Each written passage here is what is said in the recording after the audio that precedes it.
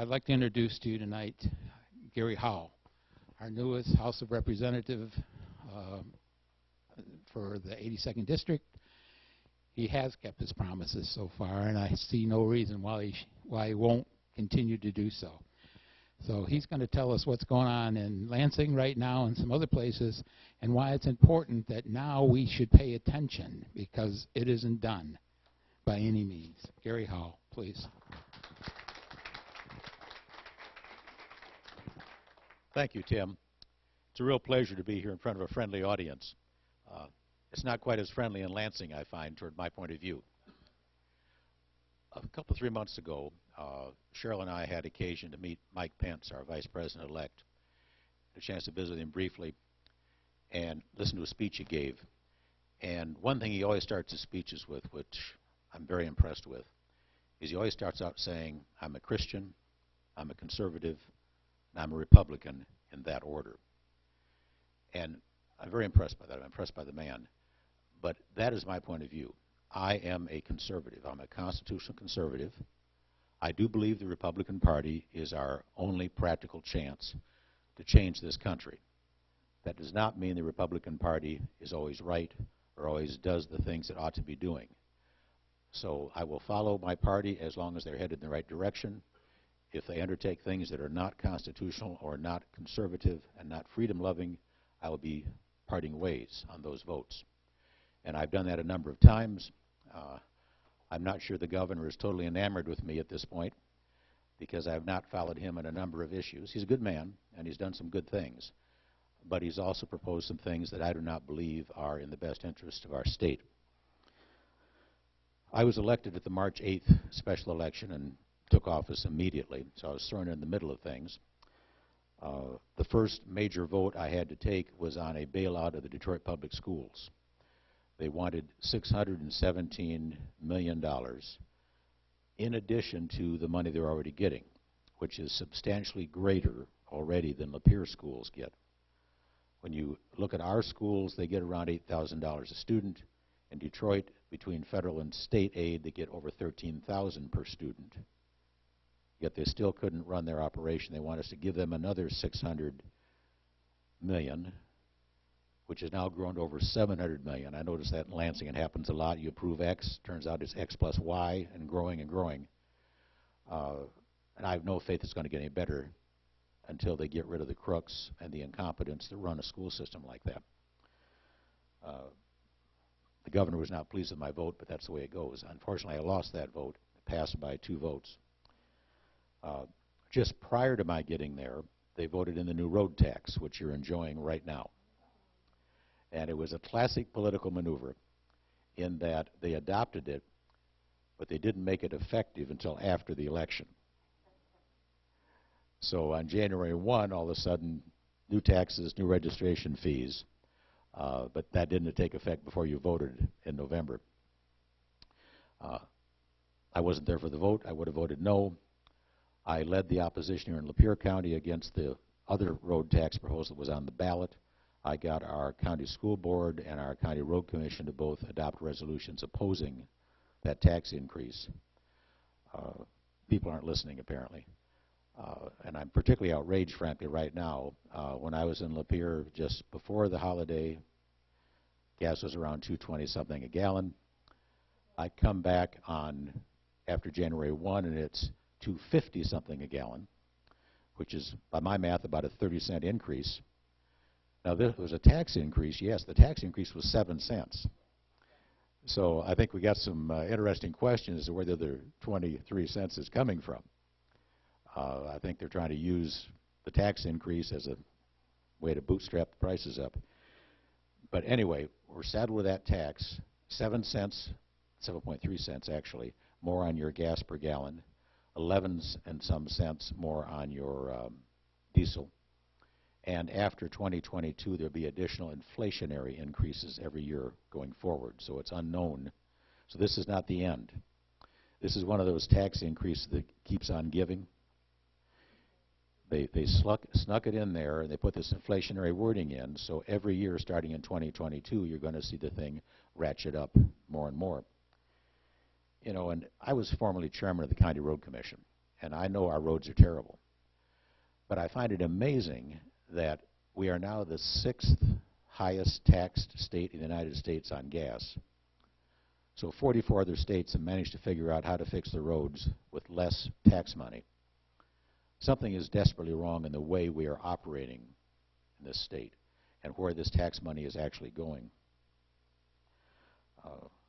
Another thing I was faced with early on, I missed the vote, it was just before I was sworn in, unfortunately, was a huge tax giveaway to a company called Switch over in Grand Rapids. It's a massive tax giveaway. And it's interesting when you watch the political folks in Lansing how quickly they change their minds when there's some benefit to be found. All my good Republican conservatives in Grand Rapids suddenly decided they liked tax breaks and tax giveaways because it was in their backyard. So that passed. It's out there. Then just recently, we were faced with a request from Detroit again for $250 million more in tax breaks for projects in Detroit. And this is my favorite, $50 million for a special tax break that would go to developers in Detroit. And get this, it wouldn't just be a tax reduction. They would get to keep the income tax paid by their employees. So if you work for these companies and they hire Carl, they get to keep his tax and every other employee's tax, up to $50 million. And obviously what that net effect is you're taking $50 million out of state tax revenue. There's that much less money for the rest of the state of Michigan that now goes to some private developer. I spent most of the 3 weeks of lame duck session trying to knock down bad ideas. Not easy to do positive stuff down there because you're constantly fighting things that should not be approved. Luckily, we were able to head that off. It passed the Senate, got approved. The governor was pushing it. He would have signed it. But they couldn't find enough of us in the House to vote for it, so it died at the end of lame duck. But I'm sure it's going to be back. I have no doubt they're going to take another run at us shortly. Another thing that came up in lame duck recently made the county press. The governor has good press agents. He had a nice picture of the governor and a nice article about how he had signed reform legislation for the utility companies. I didn't have a press release, but directly beneath it, the county press did explain what the bill was all about, which I found kind of helpful. A bill to rewrite the state law for electric utility monopolies, replacing the current market-driven process and the decision with a more centralized process inspired by Obama-era regulations, which will probably be repealed in 2017. The bill also increases from 10% to 15% the amount of power utilities must get from renewable sources, meaning windmills and solar. Now, I'm neither for nor against wind or solar, but I'm against the state saying it shall come from that source no matter how expensive that electricity is that's generated by that source. And the truth is, electricity from those windmills is more expensive than generated by power plants. And that money doesn't come in magic. You are paying the higher rates. It's hidden within your utility bills every month you get one. Anyway, it goes on and on about how they've undermined the free market system and helped the monopolies. And I'm proud to say at the bottom it says, Representative Gary Howell, no. Unfortunately, I was a minority of no, and that bill is signed into law. One other thing that happened just recently I found interesting. Hillary and her stalking horse, Miss Stein, or Stein, whatever her name is, wanted us to recount all the votes in Michigan. It costed millions of dollars of your tax money. The amount she was asked to pay was a fraction of what actual cost, as Julie well knows as a township clerk. So you wasted millions of dollars of your tax money doing a partial recount of the state of Michigan, which of course resulted in no change whatsoever. But the best part of it was, we've been battling the Democrats for a number of years about voter fraud and the necessity of ID when they vote. Got to show your ID. The recounts in Detroit, I love the terminology, 37% of Detroit precincts overcounted. Overcounted. What that means is the number of people who signed in on the poll books did not match the number of votes in the ballot box. There were more votes in those ballot boxes in over 200 precincts in the city of Detroit than voters who voted. So we didn't get much for our money. We did get some proof of what's really going on. I've got a bill in, I just put in this morning, matter of fact, which will, going forward, if you lose by more than 2%, you have to pay 100% of the cost of any recount. Because right now, this woman who got 1% of the vote was able to demand a recount and demand that you taxpayers pay for it. Now, there's other reforms we ought to be doing in voting.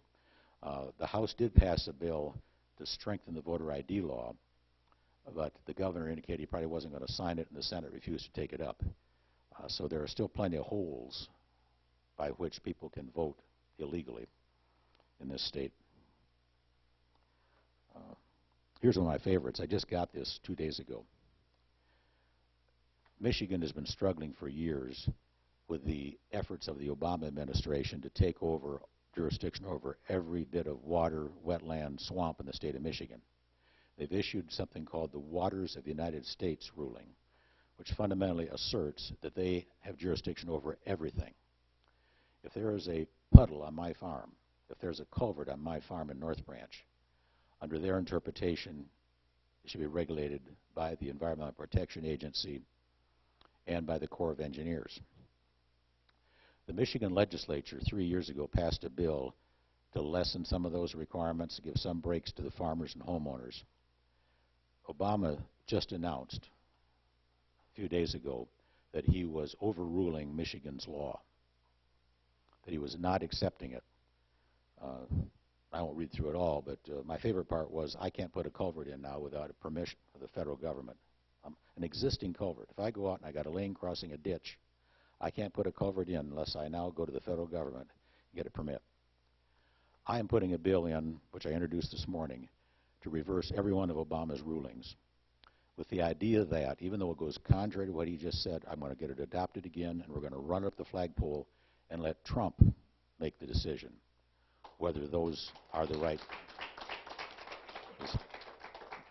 Just observing his appointees, I have confidence we have a lot more common sense.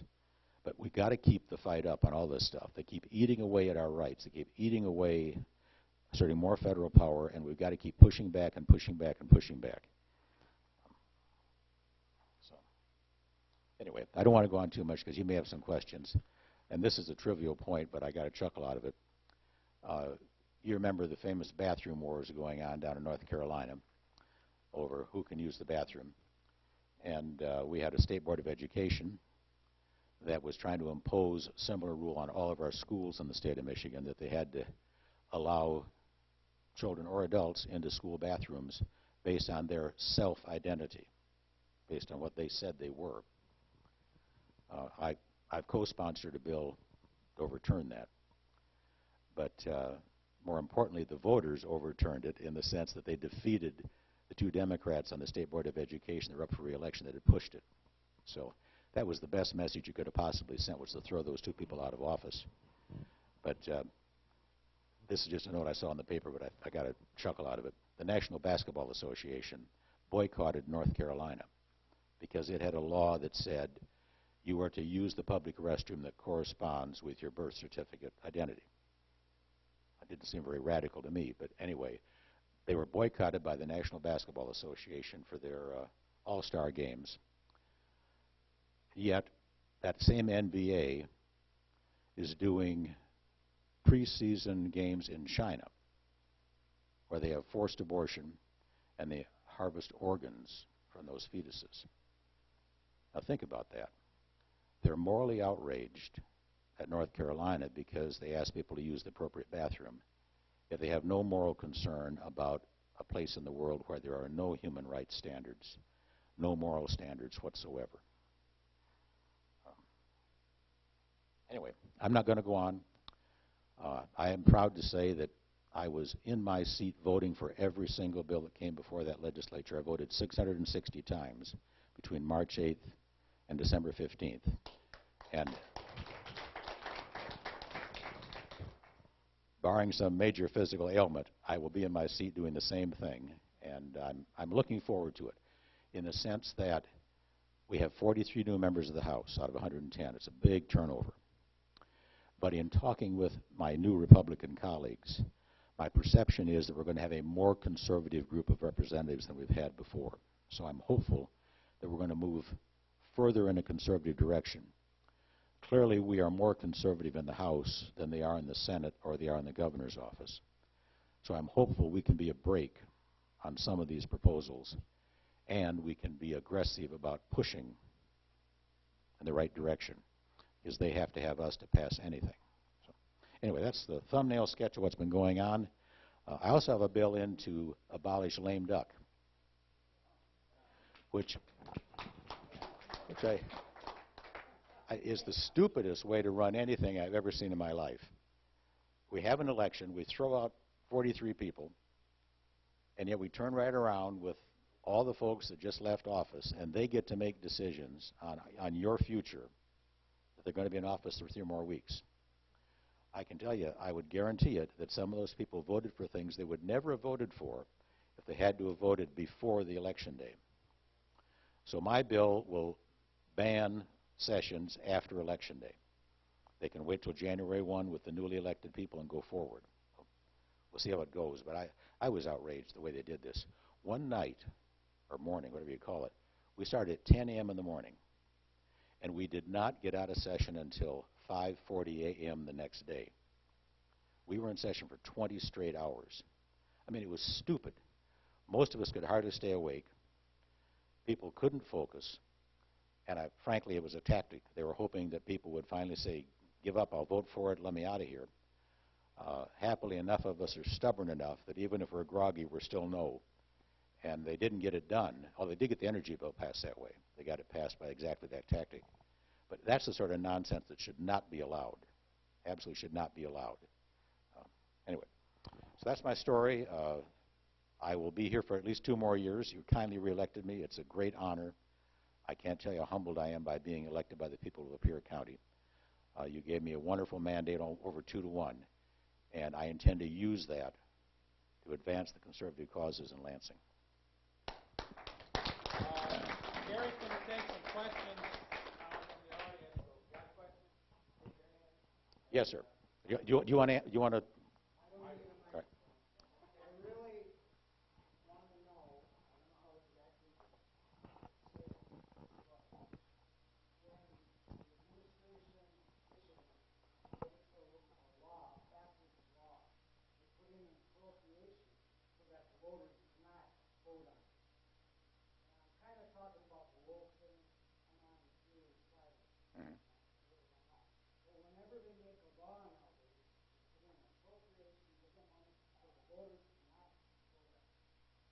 Yes.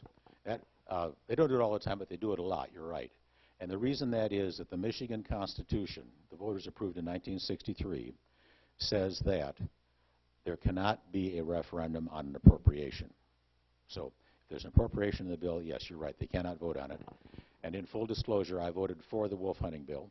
I don't know whether you love wolves, you don't like them, but just an honest, what the wolf hunting bill did, by the way, is not allow wolf hunting. It simply says that if and when the federal government takes them off the endangered species list in Michigan, then the DNR Commission is authorized to give consideration to whether or not there should be a hunt. So we legislators are not going to make the decision, but we did authorize the DNR to have one if it's removed from the list and if they deem it's an appropriate hunting season. But there was an appropriation in that bill.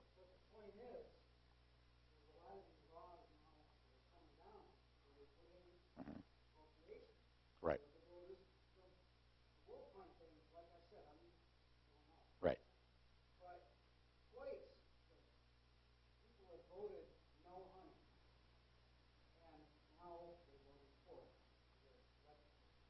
Well, they voted to give the DNR the power. Right.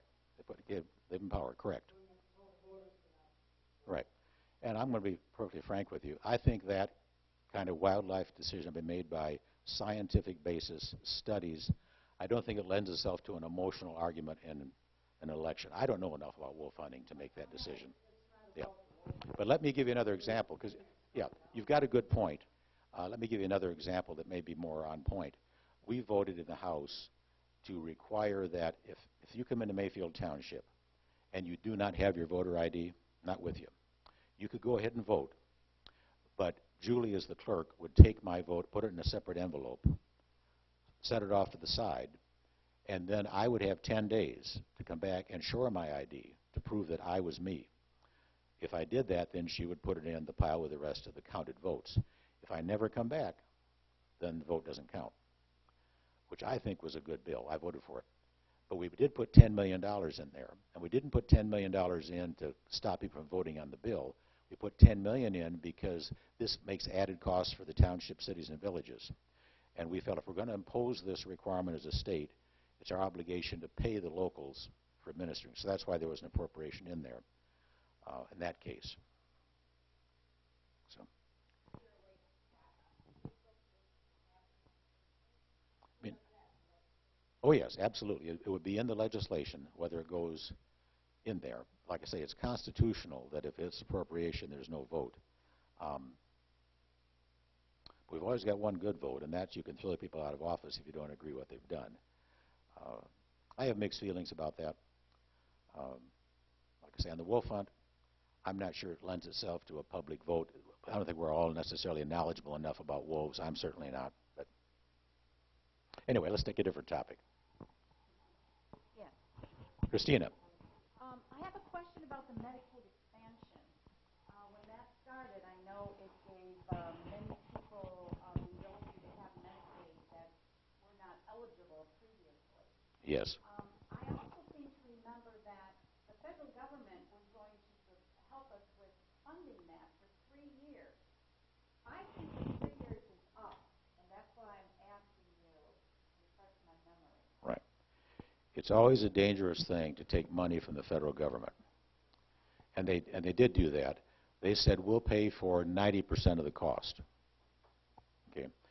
But no Congress can bind future Congresses. It's just like the roads deal. They've told you they're going to spend an extra $600 million on roads out of general appropriations when they pass that law to raise the taxes. But nothing can force those future legislatures to really appropriate this $600 million. Nobody knows right now what's going to happen next. You know, I'm hopeful that Obama and the Republicans, God forbid, hopeful that Trump and the Republicans repeal Obamacare. Now that's going to have some challenges attached to it as to how do we deal with the people currently in the system. But you know, I'm sorry Michigan made the decision it did. I think it bid on something it should not have bid on. It's a huge amount of money. We're talking billions of dollars. It would bankrupt us. If they abolished Obamacare and we tried to go ahead and fund Medicaid for all these additional people, we'd be toast. We would not be able to afford it as a state. Okay, so is the 3 years up, or do we have another year, or that's what I'm trying to It's an ongoing appropriation. For the moment, we got it, but who knows what's going to happen in Washington going forward. I'm just guessing. I would guess they're going to do a transition period. I mean, even the conservatives are saying, you know, you can't expect every state to turn this around overnight. So I think the strategy would be to repeal it, maybe set a 3-year sunset or something so they can come up with whatever the replacement's going to be. Because I can tell you that, at least in the Medicaid situation in Michigan, either we're going to have to discontinue that extra Medicaid or the feds are going to have to pay for it because there's not enough money in our treasury. Well, and with that, I have another question. Okay. Well, with the Flint water crisis, and now with Fraser sinkhole, which I heard is $100 million to repair, and you know, Detroit wanting all this money. Where's all this money coming from? Will the federal government help with like Flint and Fraser? And it just seems like an awful lot of money. It is. It's a staggering amount of money. On Flint alone, the state of Michigan has already spent $250 million in Flint. $250 million. And obviously there's lots more problems still pending over there. The feds are putting money in too, but we're going to be on the hook. It frustrates me, you know. When I talk down there about trying to get some program started that might be beneficial, there's no money available. And yet they can find $700 million for Detroit, $250 million for Flint, I don't know how much for Fraser. We only react to crises, and then we step in and we try to fix other people's mistakes at the cost of the taxpayer statewide. We can't afford to do this ongoing. I noticed Governor Snyder had a commission the other day, which is a lead-in to way more taxes, by the way, an infrastructure commission, saying that the $1.2 billion per year coming from this new tax revenue isn't near enough, that they really need another $2 or $3 billion to do what they want to do. So you can, there's more to come. Yeah, what they want to do, that's the key word. I don't know where it comes from. I mean, I'm certainly not going to vote to raise taxes. I mean, this is nuts. We can't afford to do these things. But that's what I'm concerned about, because they're going to raise my taxes, or we're going to go bankrupt. Well, we're going to have to quit paying for some things we're paying for, you know. And that will make some people unhappy. But we can't afford to do everything.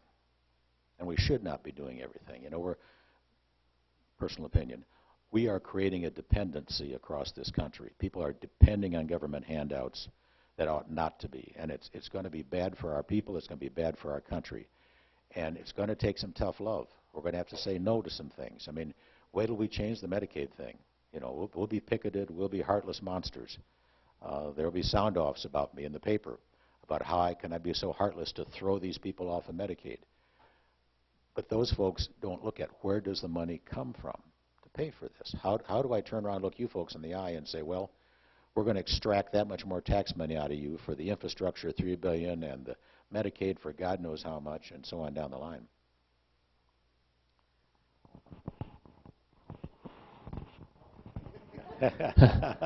This is a hypothetical, Gary, Sure. and if you don't have the answer, it's okay. In 2018, by my research, 2 of our Supreme Court judges are going to be up, Young and Larson.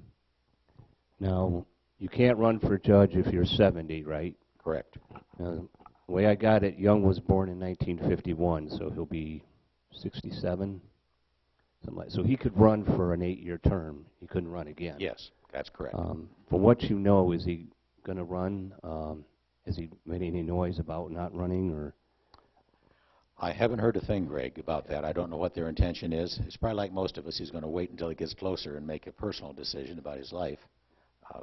You know, if you're almost 70 and you talk about 8 more years, that's, you know, it's a... Well, my only concern was that, you know, with 2 Republicans up, if the Democrats make a big push, then they got a 4-3 majority, and, well, then you know what happens. Right, right. So... Larson is, I know. Yeah. Could be both there on there. Could be. And Larson, you know, I hope Mr. Trump, one of the main reasons I was excited about Trump winning this election was his ability to appoint Supreme Court justices. We've come this close in this country to losing our Constitution.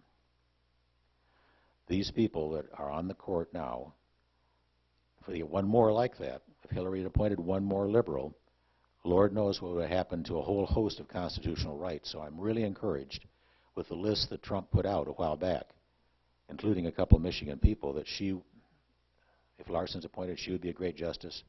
I want him being a little Machiavellian about it. I hope he appoints young conservatives that can be on that court for decades to come, because it'll really make a difference for all of us. Harry?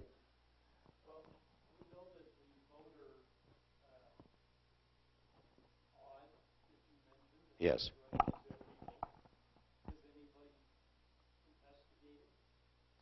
Supposedly, the Secretary of State's office is doing a audit of those precincts. Now, what that means, I'm not sure. No, not on their own. They can refer prosecutions. If they can find somebody that committed election fraud, they can be prosecuted by the prosecuting attorney or the attorney general. So they get the power to refer people. They on their own cannot prosecute. You're correct. You know, there's all kinds of scary things about this election. Another thing about it I didn't realize, which only makes sense when you think about it, if you get a precinct like that that doesn't match up with the number of voters and the number of votes, you cannot recount it. Now, I understand that. I mean, you think, well, it's not a good precinct. On the other hand, they've already counted it. So in a sense, they got away with fraud because they counted 412 votes and there were only 300 cast. So it's going to be, I think there'll be a package of bills to try to deal with that. But it's tricky because you almost got to have inspectors and monitors looking over people's shoulders in these places to really enforce the law. Yes?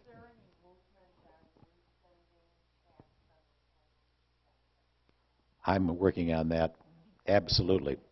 I put my very first bill when I got elected in March was to modify that tax increase. I put in a bill just a couple, 3 weeks ago to totally eradicate it and give everybody the same break. Right now, it's, to my mind, it's unconstitutional, but I guess I'm wrong. At least the court doesn't agree with me. But they have tiered people in the sense that if you were born in 1946 or earlier, you get a big exemption. If you're in my age group between 1947 and 1952, you get a $40,000 exemption for you and your wife together. And if you're 1953 or later, you're out of luck. You're out of luck, which to me is just fundamentally unfair that you can say, this guy gets this break, this guy gets a smaller break, and this guy gets no break. So my bill would give everyone the same $40,000 exemption across the board, no discrimination. Now, it's going to be an uphill push. That's what I was alluding to a minute ago. I want that passed, and what they're telling me is, well, we can't pass that because we can't afford to give up the revenue. Well, where the hell does this money come from? We just give to Flint and Detroit and everywhere else if we can't afford the revenue. So anyway, I was in a hurry to get it introduced the first time. This time I'm working both sides of the aisle to get co-sponsors. I'm going to try to line up a lot of people, Republicans and Democrats, and I'm going to put a major push on that. But I got to tell you, there's going to be a lot of resistance. Government hates to give up money.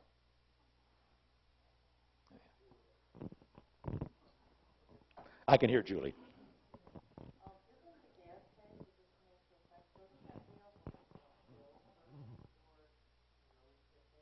Yes. Yes. But yeah, don't wait for big. There's our MDOT bonds that have to get paid off that comes out of that money. There's so much of a shell game here. They're saying it's 1.2 billion, but 600 million of the 1.2 is supposed to come from general fund savings. Well, we're not saving squat. So where we're going to find 600 million every year that they pledge they're going to do, I've got very little faith. Yeah, 20% increase for those as well. Yeah, if you were a December baby, you were in good shape, right? No, well, my birthday's in January, but I bought my eggs before January 1 and saved about $60. Smart lady.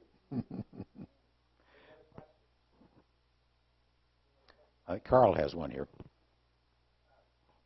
My understanding that the energy reform that was just passed, the final version was an improvement on what was originally proposed. Yep.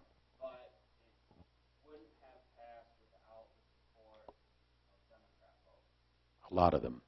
What's your sense on the new Speaker in the House? Is he the sort of person who's going to go against a number of his fellow Republicans, and make worse legislation by the vote of Democrats? I don't think so. I'm proud to say that when we voted on that bill, he was standing next to me because he wasn't Speaker yet. He was Associate Speaker, Speaker Pro Tem. And he voted with me, no, on those bills, even though the Speaker wanted them and the Governor wanted them. So Tom Leonard has already shown me he's got a certain amount of guts to be willing to say no. I was disappointed with that whole energy package. I mean, it was made less worse. It was unbelievable. They wanted 100% monopoly, so you absolutely had to buy everything from consumers and Edison, no matter what the cost was. The compromise was Edison and consumers get 90% of the market, and there's 10% for a little bit of free market activity. So it was slightly less bad, but it was still a terrible concept. I'm a believer in the market economy. Ohio has had an open market for some time. They do not have monopoly in Ohio. Companies are building power plants because they can make money producing the power and selling it.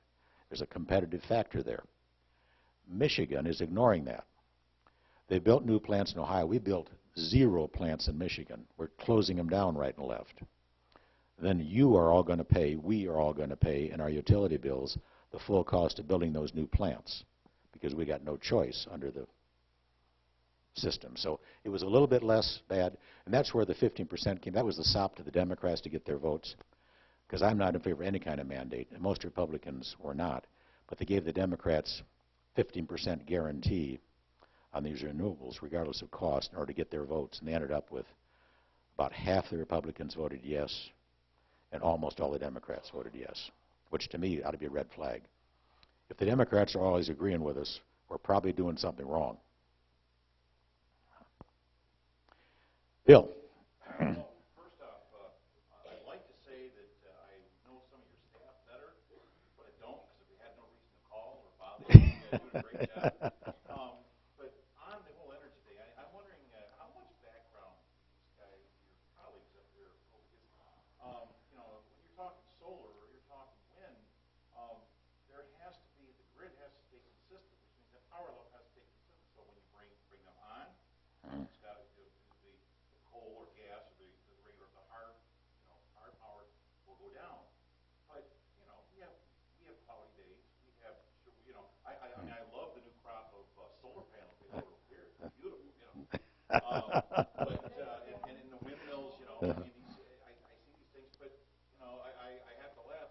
My daughter goes to Elma, and every time I drive by there, probably the last 3 times I've gone through, there's no wind. I see all these things out there, and the lights are blinking, and nothing turning. But, you know, so whatever that mandate is, we have to have the renewables to do that. We're also going to have the hard facilities to cover that in case they don't work. I mean, am I wrong? No, you've got your finger exactly on it, Bill, exactly. Because all this stuff is intermittent. So you're going to pay to build enough power capacity to provide 100% of the power needed. The only gain is going to be when the wind's blowing or the sun's shining, they may shut down part of that capacity. But you're going to pay for all that on your bill, as well as for this so-called renewable stuff. I mean, it makes no economic sense. Yes? What I understand, though, I know that the wind turbines and everything that's up in the sun area, that those we are also paying for, as well as probably all those solar panels here now, I'm sure we're paying for, that our utilities are going up because the utility companies themselves are not going to put that money forward. They got a monopoly. I mean, this is the world's best business. I mean, I wish we were on this kind of business. We have a 100% guarantee. Whatever we got to spend, the ratepayers are going to pay for me. You know, whatever I got to build, you guys are going to pay for it. Whatever price I get set, you're going to pay the price. It's a bad deal for the consumer. And I've got a question. It always puzzles me about the lottery and the lotto and where that money was originally supposed to go when they first introduced all that. Where technically is that money going now? It always has and is going into the education fund. But it's not very significant because, you know, it's a few $100 million. We're talking billions upon billions in the education fund in Michigan to pay the costs. So we pick up $600 million. I'm making up numbers, so I don't know the exact number. We pick up $600 million here, so we'll just appropriate less over here. I mean, it's just a shell game. But it is all going in the school aid fund. That part is true. They're just not telling you their other money is going elsewhere. One more question. Anybody got any more questions? Time for one more. Carl. I know you just started the session, but do you have any sense yet of what topics, what issues are going to be coming up over the next year? Actually, we haven't started session yet. Tomorrow is a Republican caucus, which will be the first time we've all met with all the new members to kind of begin to talk about what you're asking. We're going to have a Republican caucus tomorrow in Lansing, another one on the 10th. We get sworn in on the 11th. They organize committees, so it's probably going to be a month or 2 down the road before anybody really looks at major efforts. But I assume you're going to see the stuff that was proposed in lame duck come back up again. There was a retirement funding issues.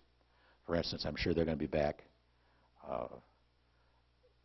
Whether or not they're going to try to do anything with prevailing wage, I don't know. The governor's pretty clear he's not going to sign that, so they may not push that.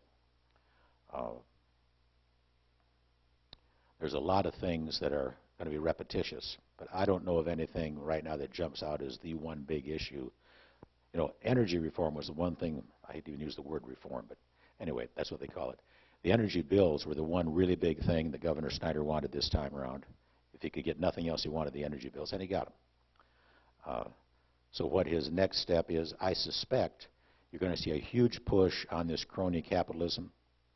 I think that $300 million I talked about as giveaways to certain businesses, whether it be in Detroit or elsewhere, that's going to be back on the board for sure, because there are some big players pushing that in the Detroit development world. So I think those two things for sure. So I'm still working to stop things going forward. Okay, thank you.